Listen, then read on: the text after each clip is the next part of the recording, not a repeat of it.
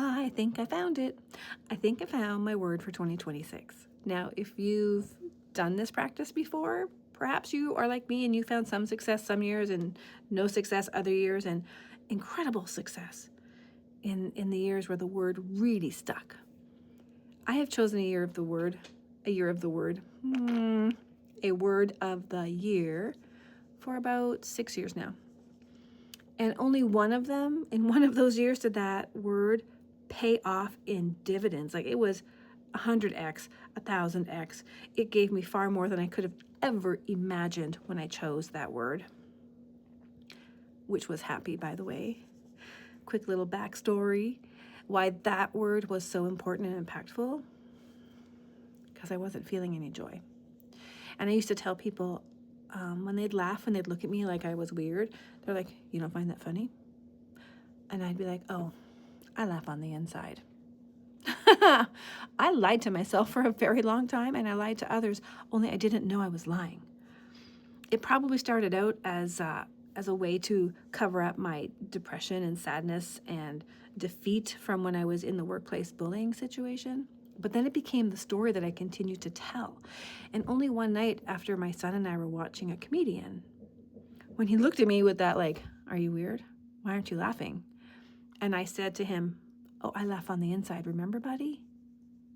And I quickly checked in with myself, and I'm like, "But am I? I'm not."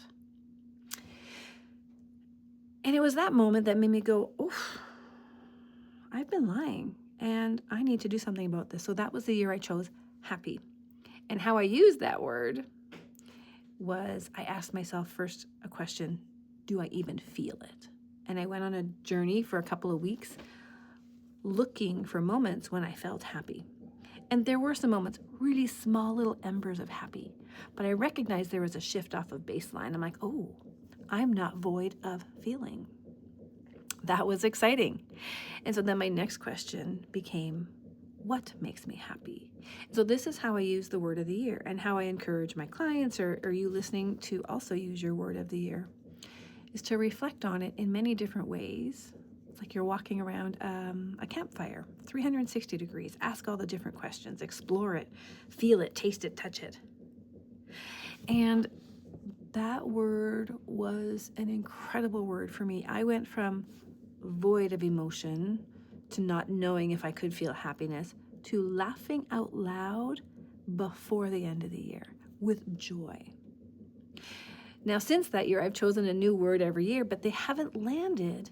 And like a New Year's resolution, they've come and they've gone, and I couldn't even recall the word I selected. So I'm a little excited about this year's word, because it's been with me now for a few weeks, and I haven't started to ask the questions, but the word has been floating around my head universe here. So what is my word? Well, if I haven't already said this, and you're wondering for questions, because my short-term memory is sometimes a challenge, and I don't recall if I shared this with you, so if I have already, you get it twice. The questions I asked to get to my word of the year are only 2 questions. What do I want more of in the upcoming year, so 2026? And what do I want less of in 2026? And then I just start writing, putting everything on the paper, and it eventually will come down to a word. So I wanted more peace. I wanted more strength, not physical strength, emotional strength, mental strength. I wanted to give fewer fucks about life. And then I started to go, maybe I'd like a little bit more direction. Maybe I'd like a little bit more freedom. Through all this process, I came down to 3 words. Very interesting words, not words I would have thought would have been a word for the year. Unbothered, unchained, unbound. A lot of undoing is what I'm taking from that as I speak this out loud. So which one did I settle on? I settled on unchained. And today, as I'm getting ready to do some reflection on my word of the year, it's January 6th or 7th today, I'm not even sure. I am unchained to dates and times. I thought I better do a little review, research. What is the full 360 juiciness of this word? I'll share it with you more so because I'm recording this for me as a reminder. I will actually have a video recording of my word of the year that I can come back to in 6 months if I get off track. So the AI overview says unchained as a person means being free from physical restraints. Now, I immediately flip that in my head to emotional, spiritual, mental health, because I don't feel physical restraints. I definitely feel the other restraints. More commonly, being liberated from controlling restrictions. That one resonates with me. And most of those controlling restrictions are here. They're stories I say about my circumstances. They're beliefs I hold about the people I work with and the partners I have in the community around if I were to be unchained and free, would what I have to share and say chain them in some way? So I have stories around that I want to undo. I want to unpack. Unchained also means being liberated from rules, societal norms, or internal limitations. Now, the internal limitations is the biggest one for me. I believe in societal norms, and I have seen the impact of societal norms on the negative side.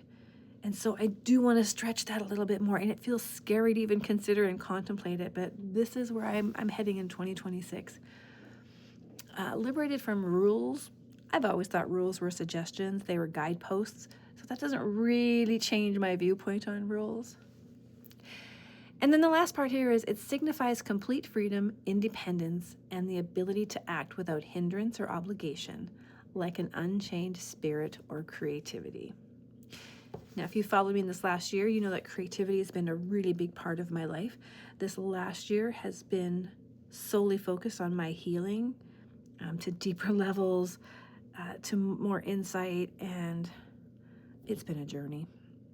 So the creativity has been my space where I feel connected. Connection is a big word for me.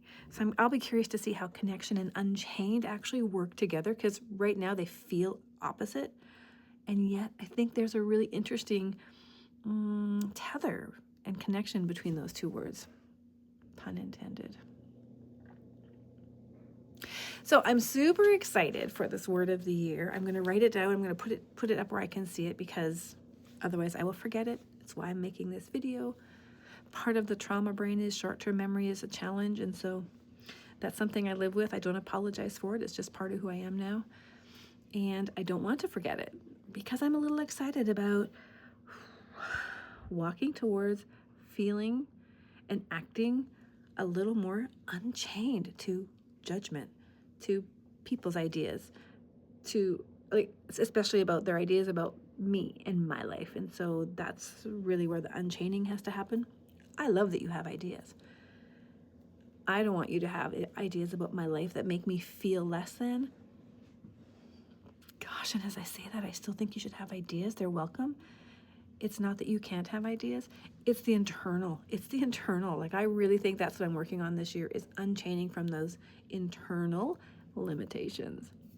Self-doubt, self-blame, self-judgment, self-criticism. I'm not sure where that's going to land, but that's my word of the year. We're off on a journey of unchaining. If you've got a word, feel free to share it. I'd love to hear it, celebrate, check in with you, and see how it's working in your life. I think they can be incredibly powerful. And I have been unchaining some beliefs that have held me back this last year and a half. Self-criticism, and maybe even I have a view of the world that is not always realistic. It happens to involve my ability to create change as well. It doesn't always happen. And then I wonder, well, who am I? That's the unchaining I'm talking about. If I've rambled a little bit here, that's okay. I'm unchaining from the story that rambling is bad, because rambling sometimes keeps me from connecting with people in the world online. So I'm unchaining. I'm starting the process right now. I'm happy to ramble. I'm happy to come on here and share, and I'd love to connect with you. Put some comments down below for me so we can talk.